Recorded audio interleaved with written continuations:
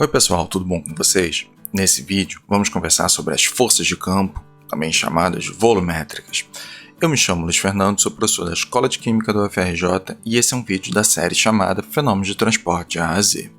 Sejam muito bem-vindos e não se esqueçam de curtir e compartilhar o vídeo. Sem mais delongas, vamos aí ao assunto. As forças de campo também são chamadas de volumétricas, pois atuam sobre todo o volume do corpo material, seja sólido ou fluido. Nesse sentido, é importante ressaltar que a força volumétrica atua sobre todo o corpo sem que exista qualquer contato. A força mais famosa é o campo gravitacional, em que a gravidade atua sobre o corpo. E de fato, a gravidade está atuando sobre seu corpo agora mesmo, senão você ia estar flutuando. E note que ela atua sobre o seu corpo sem ter uma pessoa tocando em você, qualquer coisa te tocando, te empurrando, para que você não flutue. São duas as definições que são mais usadas para a força volumétrica. Uma é a própria, a força volumétrica FV, como força por unidade de volume. E a outra é chamada força mássica, FM, como força por unidade de massa.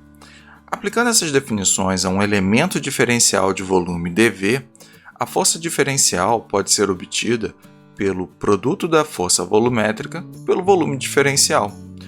O mesmo pode ser feito para a força mássica com Fm multiplicado pela massa diferencial. É interessante que podemos sempre converter a massa diferencial para o volume, usando dm igual a ρ dV. Então, sempre podemos interconverter as duas formas, massa e volumétrica, usando a massa específica da substância. Para obter a força sobre todo o corpo, basta integrar a força diferencial sobre todo o volume. Então, a força volumétrica total, FV maiúsculo, é igual à integral de FV minúsculo, dV, e é igual também à interconversão da força mássica com a integral de ρfm dV. Como exemplo, podemos explorar o caso já citado, o campo gravitacional, em que a força é definida pela multiplicação de ρ com o vetor gravidade, que tem magnitude igual a 9,81 metros por segundo quadrado a nível do mar. Esse é o exemplo mais fácil de entender, pois se aplica a todo momento, A nível industrial, equipamentos de sedimentação, câmara de poeira se baseiam diretamente nessa força de campo. A própria coluna de destilação se baseia no princípio do líquido verter para o prato do nível inferior pela gravidade. O mesmo vale para o vapor subir para o prato no nível superior, pois ele considera o efeito da massa específica sobre a força do campo. Em outra linha, existe ainda a força de campo eletromagnética, que é definida como o produto entre a carga elétrica ρe e o campo elétrico, somado ao produto vetorial entre a velocidade de carga J e o campo magnético B. Para mostrar algumas aplicações, trago o exemplo do filtro eletrostático usado na purificação de ar. Considere o ar com particulados dispersos e que ele passa por uma seção de pré-filtragem que coleta as partículas maiores. Na sequência, o ar passa por uma seção de ionização e é aqui que se aplica a força eletromagnética. Essa seção tem placas que geram um campo eletromagnético e os particulados absorvem parte dessa carga elétrica, positiva ou negativamente.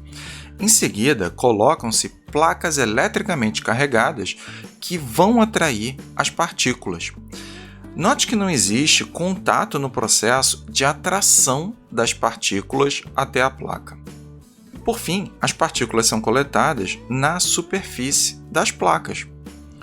Os particulados menores ou os remanescentes, eles são coletados depois numa seção de pós-filtragem. Em outra aplicação, a separação eletrostática pode ser usada na indústria de minerais. Considere o carregamento de uma mistura heterogênea de minérios.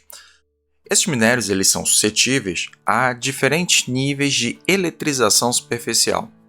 Ao carregar um tambor rotativo aterrado, as partículas sofrem um bombardeamento iônico e, dependendo do minério, adquirem carga positiva ou negativa. Os particulados condutores são depois atraídos por um eletrodo estático e se soltam do tambor, caindo depois por gravidade em um coletor. A outra parte da mistura mineral, dielétrico e com carga negativa, fica grudada na superfície do tambor por atração, até chegar a mais um eletrodo que tem o objetivo de retirar a carga. Com isso, o particulado se solta do tambor e pode ser coletado depois por gravidade. O que sobrar no tambor pode ainda ser retirado com uma escova. O último caso de força volumétrica tem um nome de respeito: forças inerciais causadas pela aceleração de sistemas de referências relativas. Sua formulação envolve a aceleração na origem a0, a velocidade angular do sistema de origem, vetor ômega, a aceleração angular, vetor ômega ponto, o vetor posição r e a velocidade do fluido v com respeito ao sistema relativo.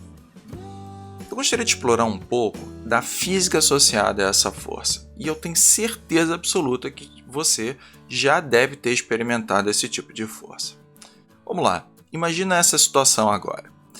Você conseguiu pegar um ônibus vazio, inclusive com um banco alto vazio. Todo mundo gosta do banco alto.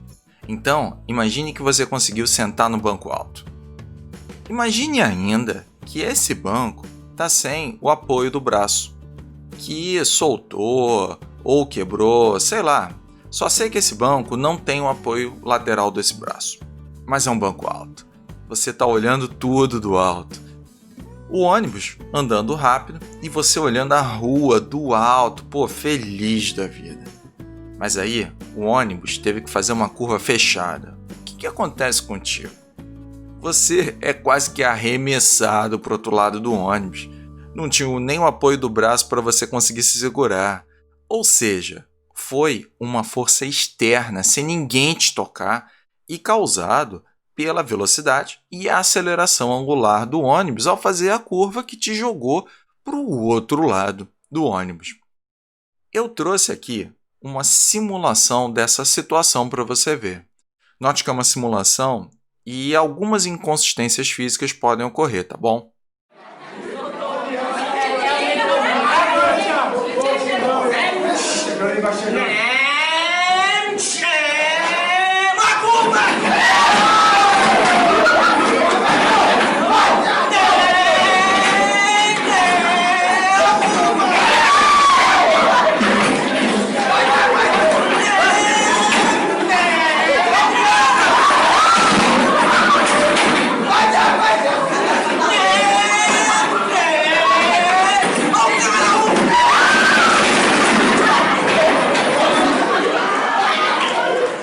Outro exemplo, agora aplicado à indústria, é um equipamento chamado ciclone, que usa esse conceito para separar partículas de diferentes tamanhos, deslocando as mais pesadas para a parede do equipamento. E com isso, ela desliza e sai por baixo do equipamento.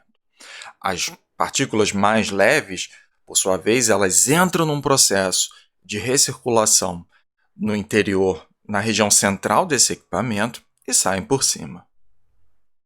Fechamos esse assunto e espero que a aula tenha sido proveitosa para você. No próximo vídeo, vamos discutir sobre as forças de superfície. Não perca! Até a próxima!